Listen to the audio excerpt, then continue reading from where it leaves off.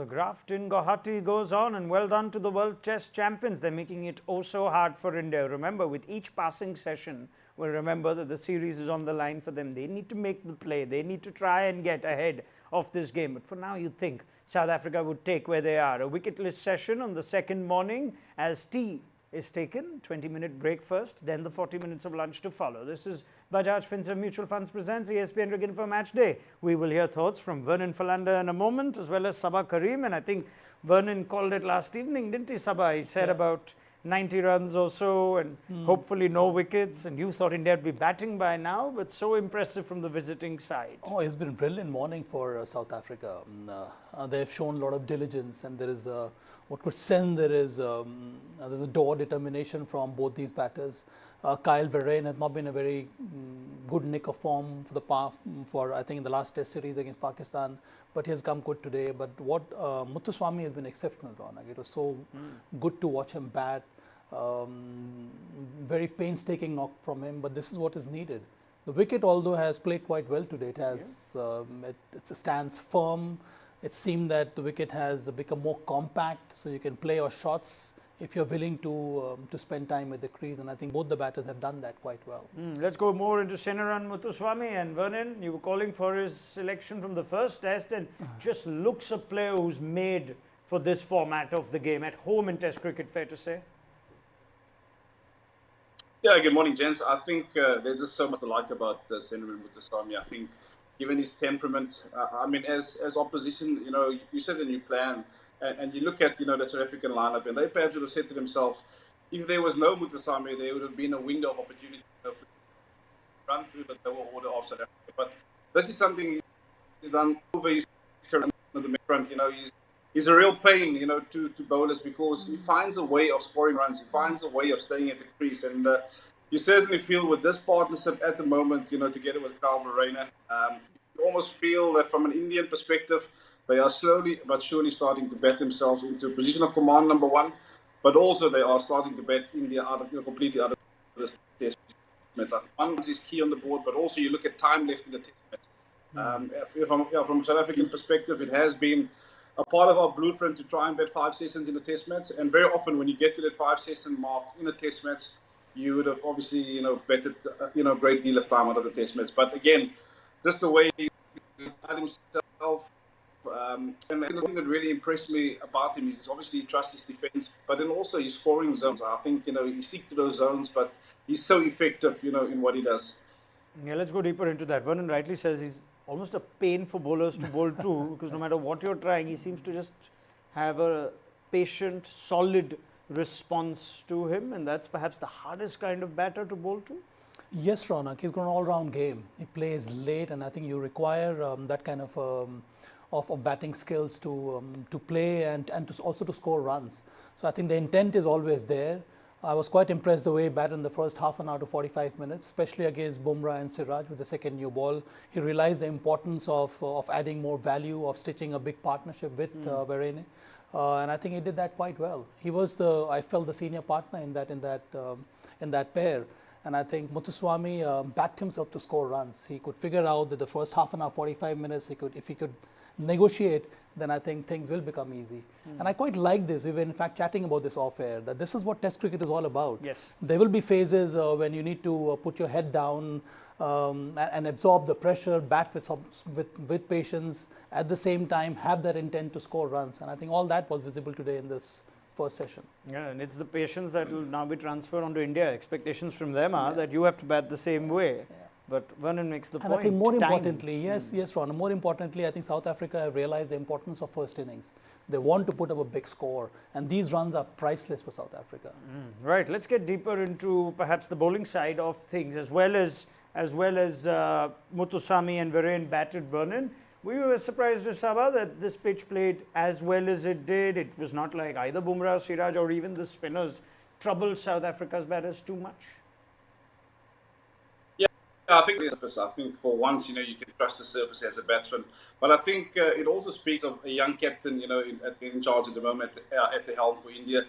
I'd have loved to see, these two batters being challenged a little bit, with short pitch bowling, especially early on, in the innings, because Verreynne, he is known to be a compulsive hooker and puller of the cricket ball. So, and doesn't keep it down. So perhaps, from an Indian perspective, that's a little ploy that you have to visit. You perhaps have to play around with 10, 15 runs and say, listen, guys, we're going to have to create the opportunity here. I think, it's not just going to happen by, doing the same thing over and over. You've got two guys that are really, focused. They zoned in. They want that time. But so it's up to India, to take their chance and say, cool, you know what, guys, we need to try something different. I think the spinners as well, if you look at their speeds, they've been, sort of early 90s. And as a batter, I think on that surface, that's what you want. You want a bit of pace to work with. So even the spinners perhaps have to go a touch slower, get the ball above the eye line, invite the batter to make the mistake. But I do feel India will have to make a play, especially after this tea break. Otherwise, I think South Africa is going to boss this game from here onwards. Let's go deeper into that with both of you. Vernon, why don't you break down more specifically what you would have done if you were, say, the bowling captain or the senior bowler in the side? You're seeing India try to play the patience game, line and length, see if South Africa made a mistake. That didn't happen. At what point would you have changed things up and how? Yeah, I think you obviously you want to give yourself the best opportunity of bringing all three dismissals into play, which they have done. But I think 8 overs into the morning. This plan is not working against this pair. Let's try a bit of short pitch bowling. Let's take the leg side field. Let's get a couple of catches on the leg side.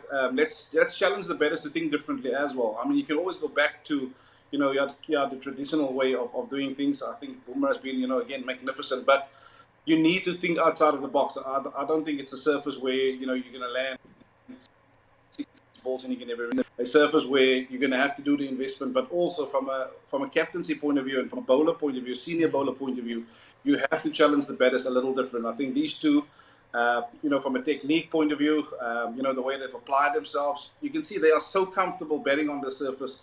And there's also not a great deal of feet movement required because they can trust the surface. So you think outside the box as an India captain, as an Indian bowler at this moment in time, and say, how do I challenge these guys differently? And that's the point I'm trying to get across here. So they have to do something different in order to gain a different result.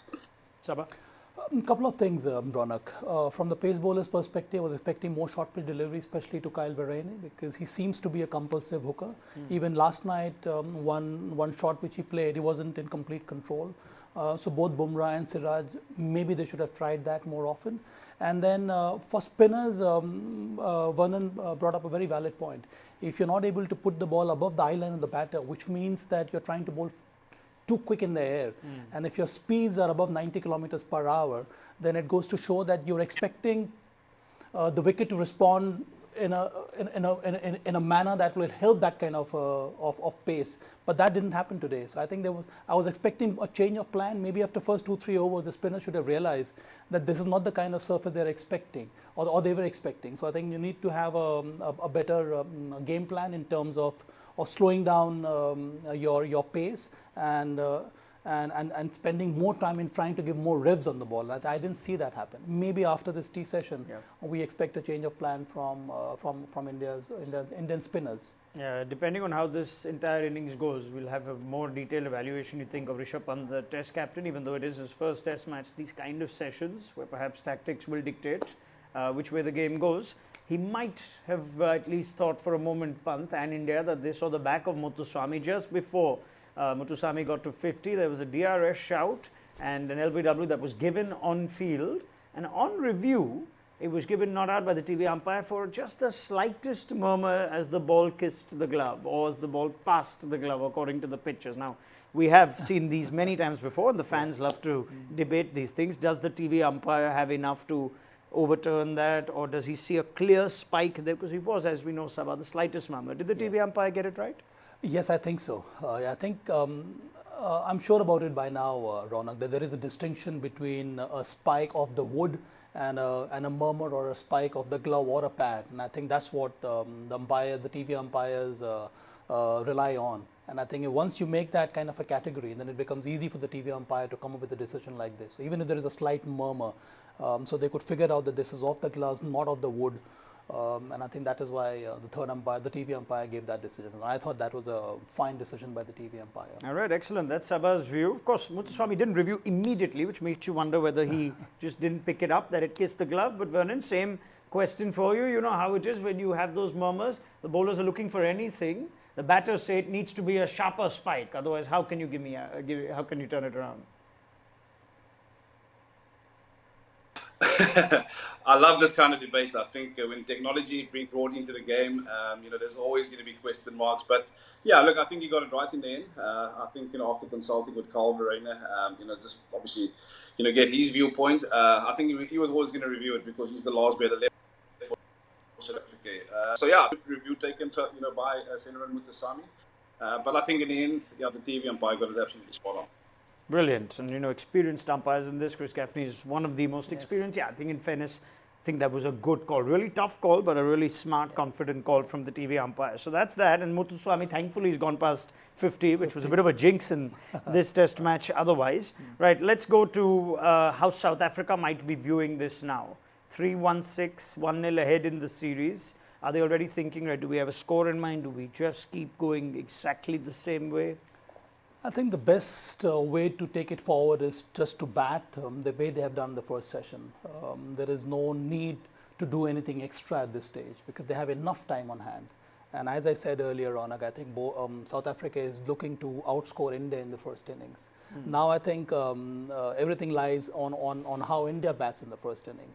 And for that to happen, India first has to pick up these 4 wickets. And how do they do that ideally, you think? I would expect one short burst from Jasprit Bumrah, maybe try some different angles, maybe the short pitch delivery, what about the slow one, what about trying nailing the Yorker, something like that, and then spinner from the other end. Jadeja seems to be more accurate at this stage, but I would expect Kuldeep Yadav to have to bowl at least 3 to 4 over kind of a spell, Raunak, so that he's one bowler I still feel who can pick up some wickets here in the second session. All right, Vernon, going ahead to the middle session, do South Africa have a number in mind?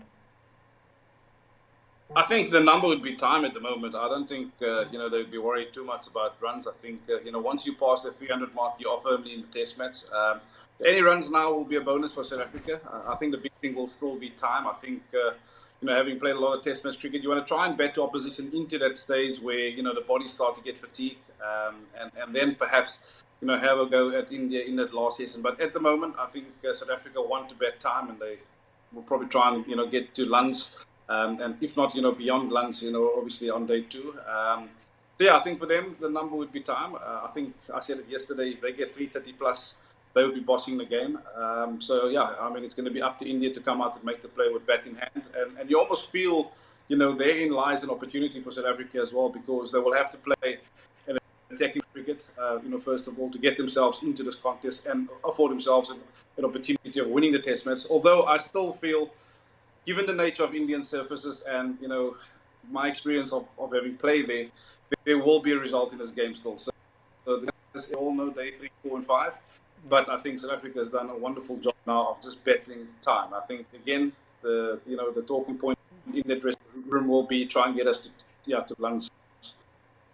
All right, yeah, it's a slow burner. You almost feel like it'll cook for maybe another day, and suddenly things might explode as we go closer to the end of this test, which is the kind of test match we love. Right, let's get predictions on how this session will actually play out. Saba.